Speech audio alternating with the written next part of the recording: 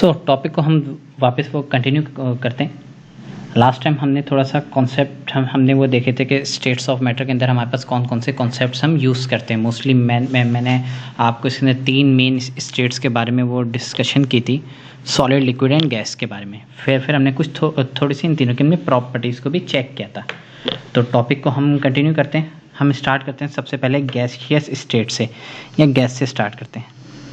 अच्छा, इस चीज़ को समझने से पहले हम कोशिश करते हैं कि मैं डायग्राम्स की फॉर्म में कुछ मैं वो समझाऊं। मिसाल के तौर पे आप एक कंटेनर लेते हैं, ये आपके पास एक कंटेनर है, सही है।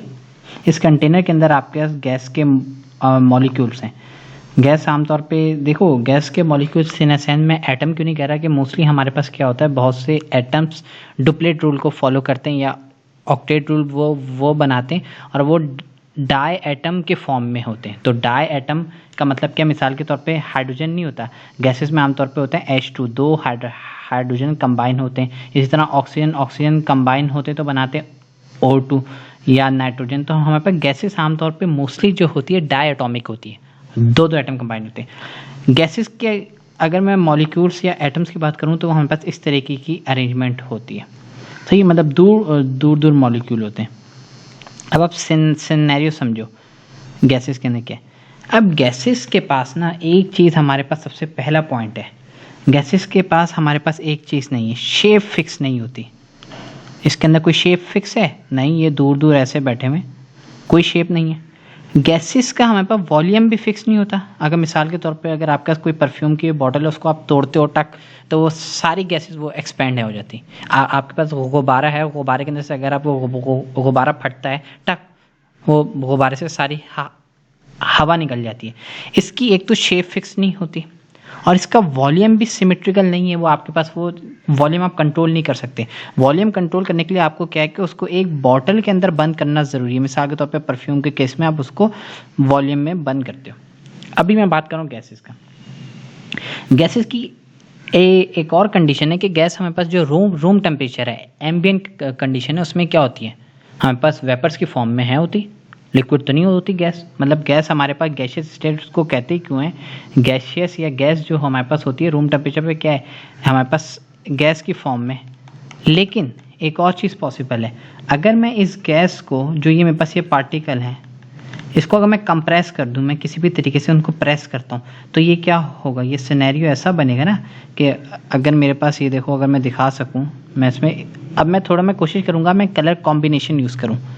कलर कॉम्बिनेशन से आपके पास चीज़ें समझना आसान है। मिसाल के तौर पे ये एक आपके पास, मेरे पास एक गैस का मैं आपको स्ट्रक्चर बता रहा हूँ कि यार इस तरीके से एक बीकर है, उसके अंदर ये गैस के मॉलिक्यूल हैं, सही है। अब मैंने क्या किया, सेकंड स्टेप में मैंने क्या किया, मैंने इसको कंप्रेस कर दिया। कंप्रेस करने के बाद मैं किसी भी तरीके से इसको कंप्रेस कर सकता हूँ। मैंने एक इसके ऊपर बड़ा सा वेट रख दिया, वेट कहते हैं ना, वजन रख दिया। तो इस कंडीशन में क्या होगा, गैस के मॉलिक्यूल मेरे पास कंप्रेस हो जाएंगे। ये देखो इस तरह करीब आ जाएंगे ना।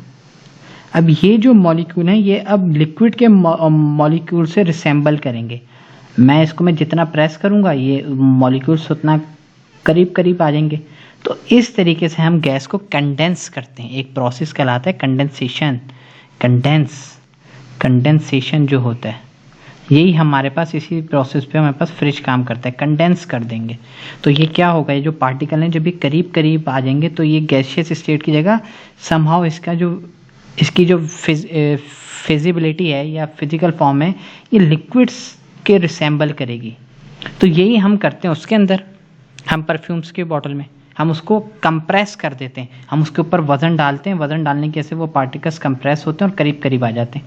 अब इसका हमारे पास ये जो गैस है ये समहाउ लिक्विड के रिसेंबल करती है। ये प्रोसेस होता है हमारे पास। जैसे हम परफ्यूम में फिल कैसे करते हैं, हमारे पास तो परफ्यूम की गैसेस होती हैं, हम उसके अंदर परफ्यूम को फिल करते हैं और फिर हम उसे कंप्रेस कर देते हैं। हम फिर उसके ऊपर एक सील लगा देते हैं जो नोजल होती है। आपके पास ये इस तरीके परफ्यूम की बॉटल है होती, तो इसके अंदर सारा लिक्विड जो शो होता है बेसिकली वो गैसेस होता है। सेम इसी तरह जितने भी इंसेक्टिसाइड्स हैं, ये मैंने आपको बता दिया। गैस के पास कोई शेप नहीं है, उसका कोई वॉल्यूम नहीं है, बट गैस का एक कैरेक्टरिस्टिक है। अच्छा, गैसेस हैं, इसका मेल्टिंग और बॉइलिंग पॉइंट लो क्यों होता है, ये हमारे पास रूम टेम्परेचर पर वैसी गैस फॉर्म में। तो इसका तो मेल्टिंग पॉइंट और बॉइलिंग पॉइंट का इतना हम देखते नहीं है। 9th के लेवल में आपको इतना पता होना चाहिए। गैसेस आमतौर पे बॉइलिंग पॉइंट क्या है कि जब वो हमारे पास जो लिक्विड है, लिक्विड को बॉयल कब कहते हैं, वाटर बॉयल होता है 100 डिग्री सेल्सियस पे, तो जब हम उसे चूल्हे पे रखते हैं तो जब वो भाप बनता है तो उसको हम कहते हैं बॉइलिंग पॉइंट। सही है। तो देखो एक चीज़ पहले से ही भाप में गैस की फॉर्म में, उसके अंदर तो हम इतना वो डिस्कस नहीं करते, बट हाँ इसकी भी वो डिटेल्स में जाएंगे तो हम ये देखेंगे। लेकिन मेरा जो मेन मकसद है आपको सिर्फ 9th के लेवल तक ये वो बताना है। सही है। अब हम स्टार्ट करते हैं हम गैसियस स्टेट से। गैसियस स्टेट क्या है हमारे पास, हम कोशिश करेंगे कि इसको बुक के कॉन्टेक्स्ट में भी देखें, क्योंकि हमारे पास 9th का कोर्स है, हमारे को मोस्टली काम है कि हमने पेपर अटैम्प्ट करना है, कॉन्सेप्ट भी साथ साथ देखने और पेपर्स को भी देखते हैं।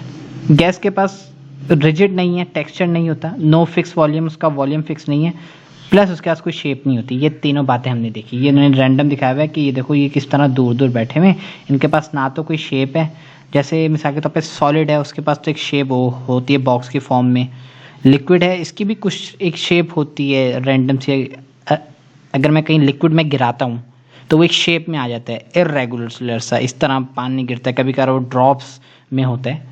लिक्विड का भी वो वॉल्यूम है होता है हमारे पास, लेकिन लिक्विड की भी इर्रेगुलर शेप होती है, पर गैसेस की तो ना शेप है ना तो वॉल्यूम है। वॉल्यूम फिक्स नहीं होता, वॉल्यूम क्या होता है वो फैला हुआ होता है, तो हमारे पास फिक्स जगह नहीं होता। लेकिन हम गैस का फिक्स वॉल्यूम देख सकते हैं। यस, आपके पास जो परफ्यूम की वो बॉटल्स है उसके अंदर गैस का वॉल्यूम फिक्स होता है, आप देख सकते हैं। तो ये चीज़ होती है चीज़ों गैस के पास रहते हैं। गैस के मॉलिक्यूल के बारे में पढ़ते हैं। The gaseous states molecule are lying away from one other, एक दूसरे से दूर होते हैं। This assumption was propose by Boltzmann and Maxwell and kelvin.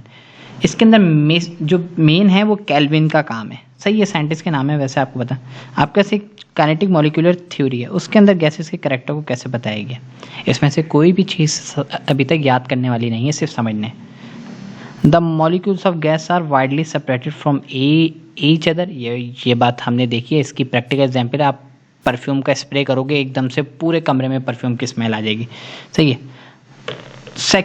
Second point क्या है, ये कहाँ चला गया, ये रहा। The molecules have a negligible volume, उनका जो वॉल्यूम है वो समहाउ निगलेक्टेबल है, इतना ज़्यादा नहीं है गैस के वॉल्यूम, तो इसलिए हम कहते हैं वो नेग्लिजिबल है। The gases molecule are in constant random motion, वो जो गैसेस के मॉलिक्यूल्स हैं वो रैंडमाइज हैं, मोशन में है, रैंडम वो मोशन में चल रहा है।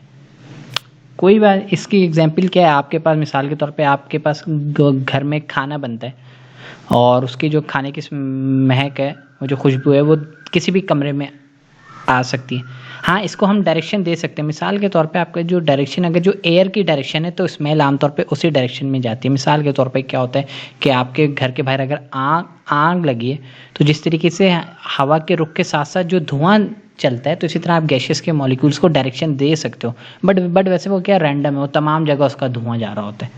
सही है। The gases molecule move in a straight line until they collide with each other of the container. मिसाल के तौर पे इस बात को समझना बेहद ज़रूरी है।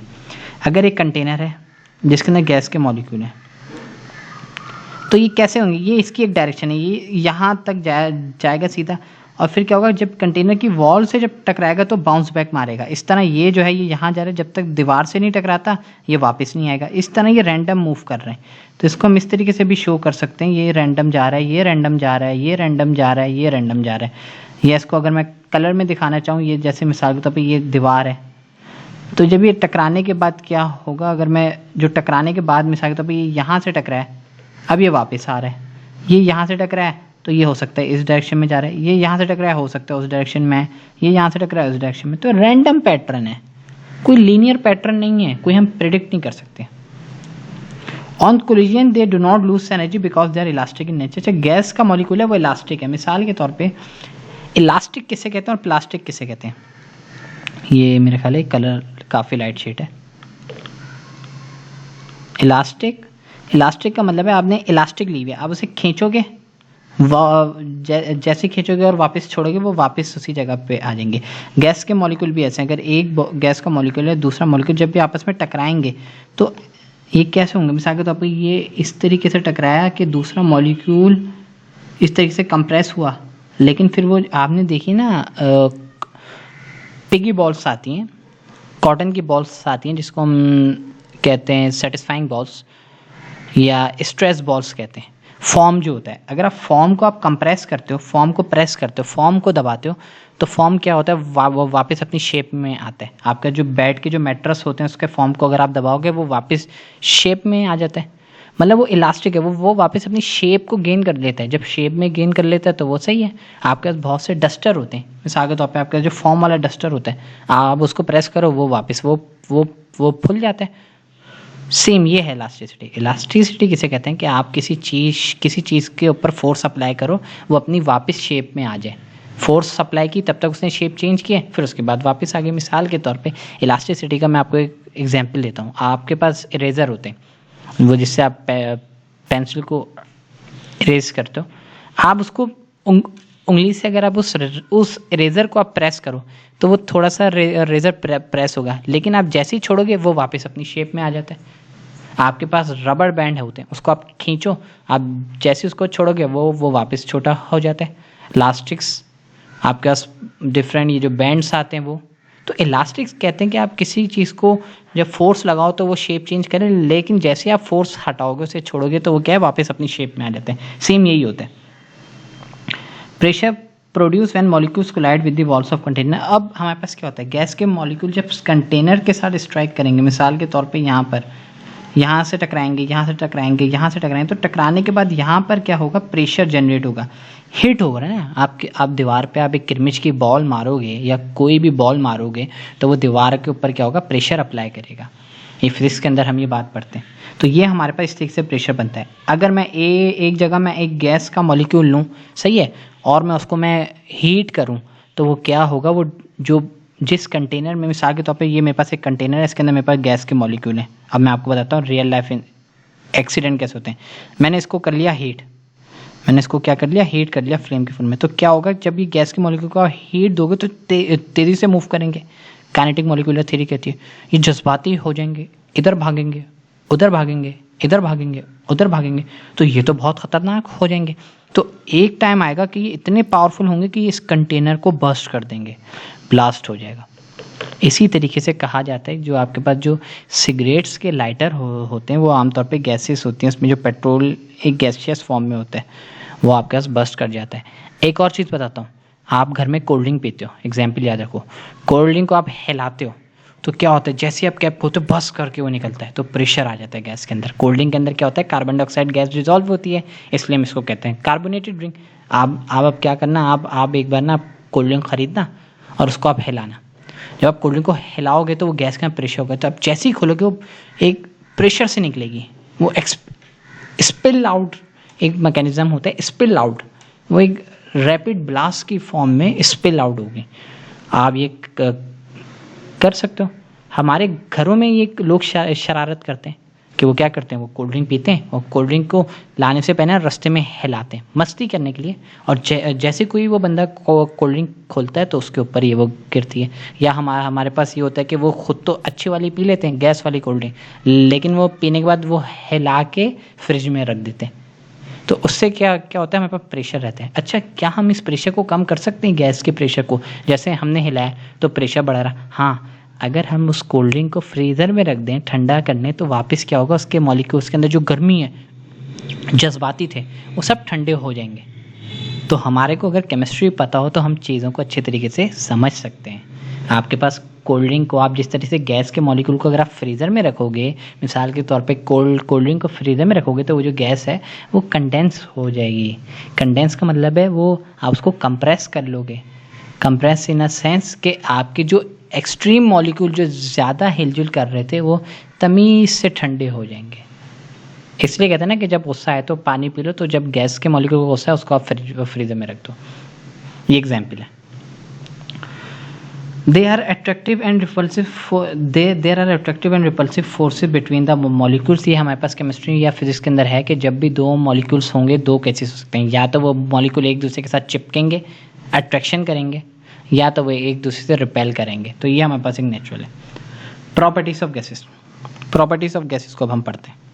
अभी तक हमने ये बेसिक डिस्कस किया। प्रॉपर्टीज ऑफ गैसेस के अंदर हमारे पास जो सबसे पहली है वो है डिफ्यूजन। मैं इसको लेके चलता हूँ, ये यहाँ पर मैं बताता हूँ डिफ्यूजन क्या है,